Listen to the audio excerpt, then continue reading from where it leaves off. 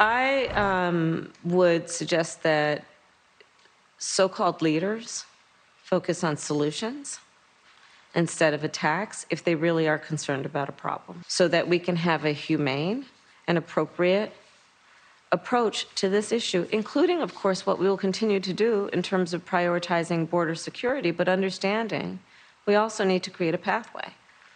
And that's where I think everyone should be focused if they're actually concerned about solutions instead of flame throwing.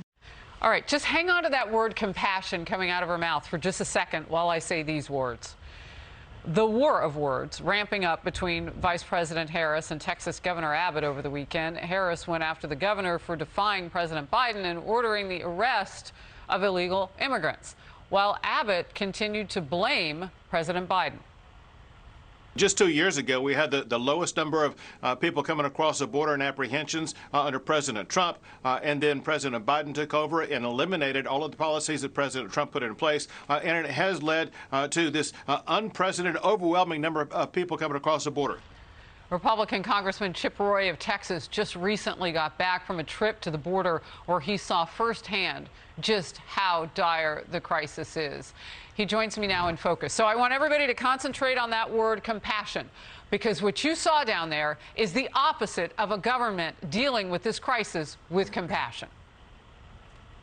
Yeah, Harris, just last week I was in Eagle Pass. Bill Malugion's been doing great reporting down there.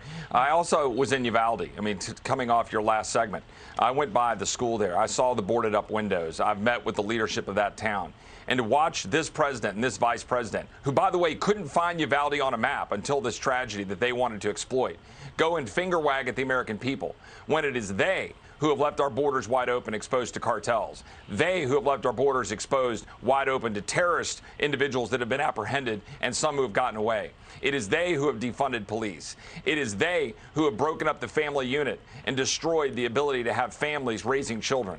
It is they who locked down schools and created mental health issues. It is they now who want to come and go after our Second Amendment rights to defend ourselves when they're creating the lawlessness running amok.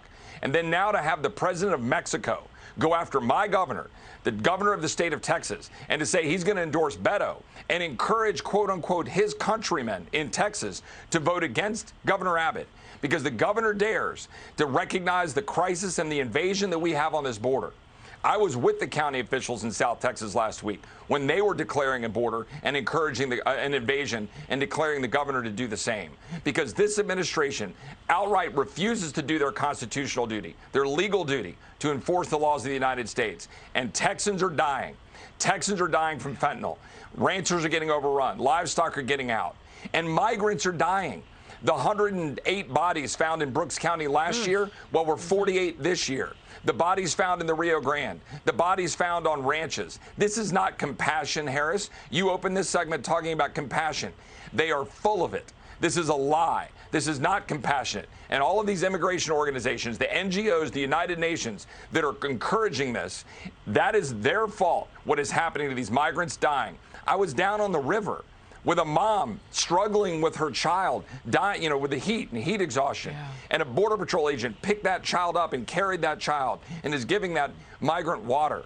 It's not the migrants' fault who want to seek a better way of life. It's the leadership of this country who are undermining our security. It is a national security issue and undermining the lives of Texans and the migrants who seek to come here. Well, I cannot put into words how bad it is, Harris.